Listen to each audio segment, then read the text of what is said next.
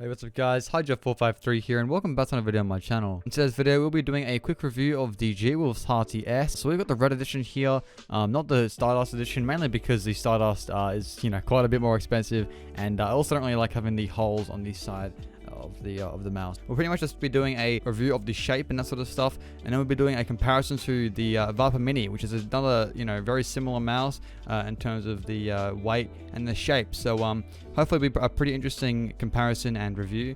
I've been really waiting to get this, or really excited to get this Hati-S mouse, because it just seems like such a good mouse for like sort of games that I play and the grip style that I use, and I was really excited to get this thing in. So let's give it a nice little comparison here with the Viper Mini, which has been my main for the last few months now. So if it can beat that, it'll definitely be my main. So yeah, without any more rambling on, guys, let's go ahead and get right into the review. The Hati-S weighs just 50 grams for the red version and 49 grams for the Stardust version. There isn't really a whole lot of a difference between the two versions, especially considering that the Stardust has got holes in the sides. But I mean, it does look a lot better than this Stiletto Red in my opinion. But in terms of the shape, of course, both the Hati-S Stardust and Hati-S Red version are both the same shape.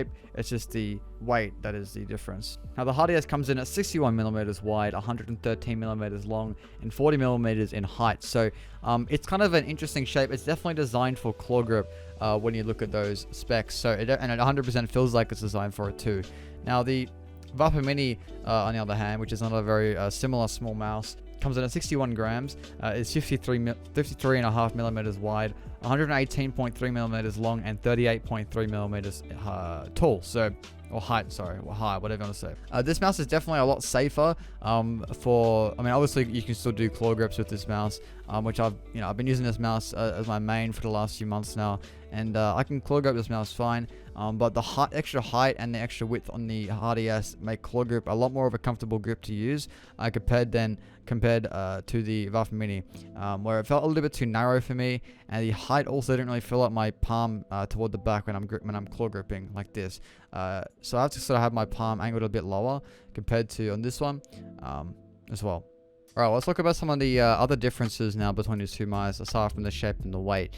So one of the things that I really like about the Hati-S is the removable cable. The cable just pops out like that, just like I showed earlier in the unboxing segment of this video, which is pretty handy. However, I do wish that the cable was a USB-C type cable, not a micro USB, but I guess that doesn't really matter. It's not like you're taking it out all the time anyways, and this isn't like a wireless mouse. Of course, the Viper Mini does not have a removable cable, and what it does have is some pretty cool looking RGB lights. So you can see it's got this nice underglow one here, which looks really nice on a mouse pad.